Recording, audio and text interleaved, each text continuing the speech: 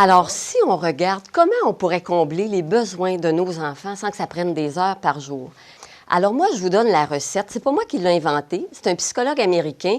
Au début, là, on nommait ça la thérapie de jeu parce qu'on soignait des enfants avec ça, qui avaient des difficultés de comportement et d'apprentissage très graves. Puis on a réalisé que c'était incroyable les progrès que ces enfants-là faisaient.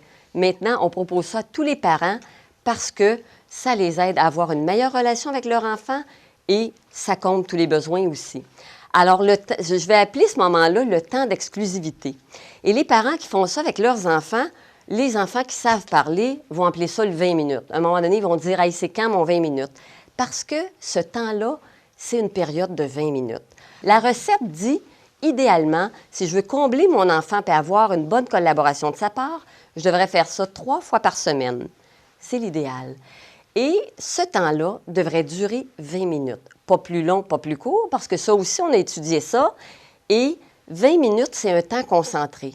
Quand je dépasse les 20 minutes, que ça dure 30, 40, ma tête s'en va ailleurs, je commence à penser à ce qu'il me reste à faire et mon enfant ne reçoit plus la même concentration d'attention. 20 minutes, idéal 3 fois par semaine, c'est l'enfant qui décide du jeu. Donc, son besoin de liberté, là, il est comblé, c'est lui qui est le boss pendant les 20 minutes. Et ce que ça fait, c'est que l'enfant va accepter davantage que moi, je sois le boss pour d'autres choses. Alors, ça dure 20 minutes. Si je pense que mon enfant va me péter une crise, bien, je mets une sonnerie, puis c'est la sonnerie qui va mettre fin aux 20 minutes. C'est sécurisant pour l'enfant, puis c'est sécurisant pour le parent aussi. On va dire à l'enfant, tu sais, j'aimerais ça qu'on ait des périodes de jeu, toi et moi. C'est toi qui vas décider. Ça dure 20 minutes. Et quand on peut le dire à l'avance, bien, pour l'enfant, c'est sécurisant. Il sait qu'il va avoir de l'attention là, demain soir. Alors, par exemple, il y a des parents qui vont me dire, bien, il y a des pères qui jouent à la Barbie, hein, qui habillent puis qui déshabillent les Barbies. Il y a des mères qui jouent au soccer, qui jouent au hockey. Quoi d'autre? Et là, j'entends toutes sortes d'histoires. Hein? Alors, plus ils sont petits, là, plus ces périodes de jeu-là vont être symboliques. Alors, le petit de 2 ans, là, 3 ans, des fois, il y a 100 petites autos, il en garde 99, puis il en donne une aux parents. Alors, le parent s'amuse pendant les 20 minutes avec la petite voiture. Puis des fois, le parent va dire, il prend beaucoup de contrôle pendant les 20 minutes. Et des fois, l'enfant il est en train de me dire qu'on en prend pas mal en dehors des 20 minutes. Alors, les petits, des fois, là, ça sert, bien, ils vont nous mimer dans ces jeux-là. Alors, il y a des petits qui vont faire construire des tours avec des blocs aux parents. Quand c'est fait, ils sacent un coup de pied dedans. Et là, le parent recommence. Le but, c'est de faire plaisir à l'enfant. Donc, si on est capable de tolérer ça, parce qu'il est le boss, il décide, il va accepter plus entre-temps que vous décidiez.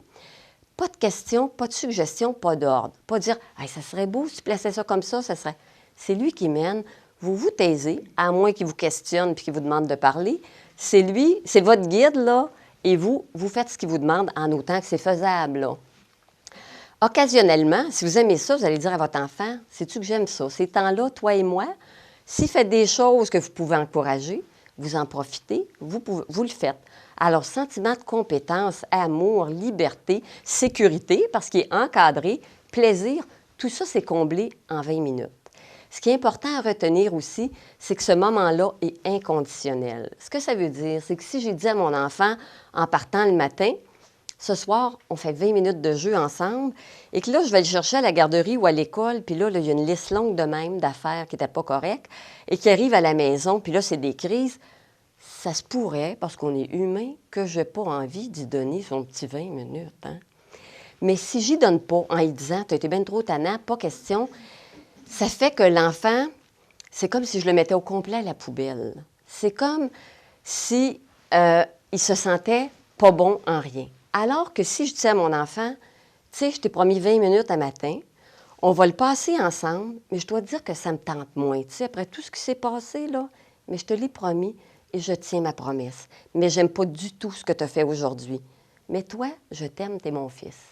Alors, quand je fais ça, je dis à mon enfant qu'il a des comportements améliorés, mais je préserve son estime de lui. Et ça, c'est important.